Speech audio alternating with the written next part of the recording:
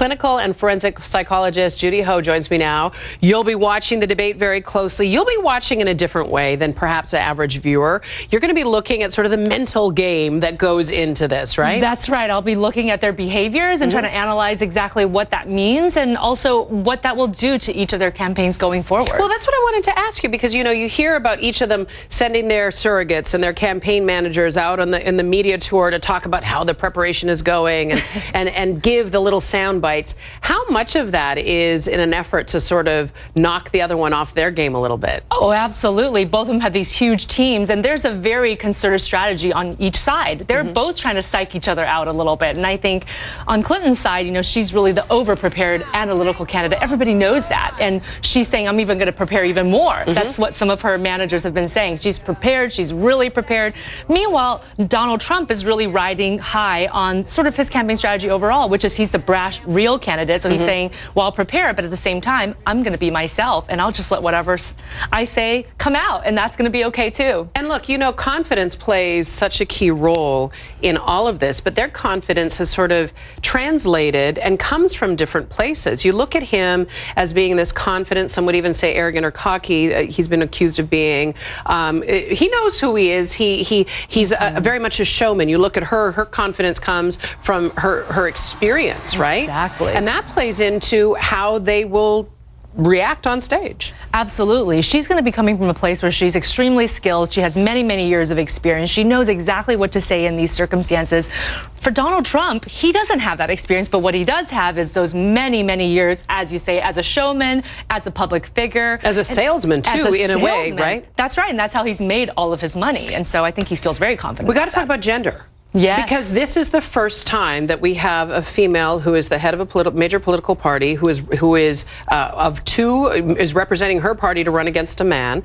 You've got to know that it's significant to young girls around the world and to young girls here in the country, but it's also allowing for some interesting things to happen on stage tonight. Exactly. Male and female dynamics are huge, and we know from research that when females are strong the way that males are, they're actually disliked, and we see this with Clinton. She is more disliked when she sort of prances around with her knowledge and the fact that she's experienced. People somehow seem turned off by that. Now, with Donald Trump, he has a different area to think about, which is the fact that lately Clinton's strategies have been about making campaigns and making advertisements about how he is disparaging to young women. That new ad where these little girls and young girls are looking in the mirror, and there's videos of him saying disrespectful things about girls and about women. So today he has to be very careful that he presents himself towards Clinton as somebody who actually shows respect to a woman and isn't going to just roll his eyes when she's talking, and actually try to compose himself and not lean so much on that brash persona he's so accustomed to. I was thinking as I was listening to you that it's not just the psychology of them, but also of the person that's sitting at home. The 100 million viewers that are expected to tune in tonight. We know this is the first of 3 debates. Right. We know at this point there have been people that have been tuning out a lot of the back and forth, the noise that's been going on in the campaign trail for months, because now it's crunch time. We're 43 days away until the election.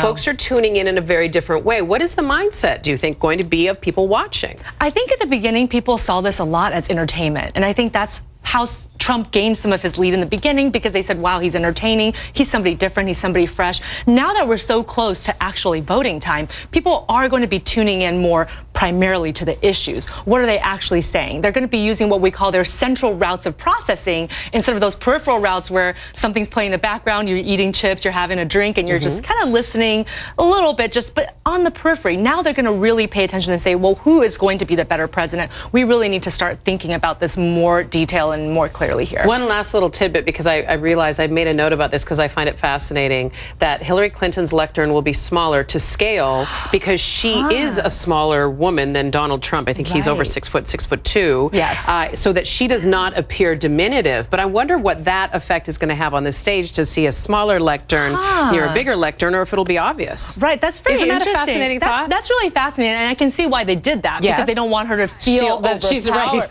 right. But at the same time, she's still going to be scaled smaller. And so how's that going to feel? Is he going to be kind of looking down towards her? Or are they going to give her a pedestal? It's going to be really interesting to see how it presents. Lots of things to watch. How do you watch when you watch this? Do you have a pen and paper beside you? Yes, well, yeah, exactly. Pen and paper. My husband and I are going to be tuning in. We're both coming off of work early just to watch this debate, and we record it so that we can rewind it. You can rewind it and pause it and then listen again. Thank you very much, Dr. Judy Ho. What a delight to have you here.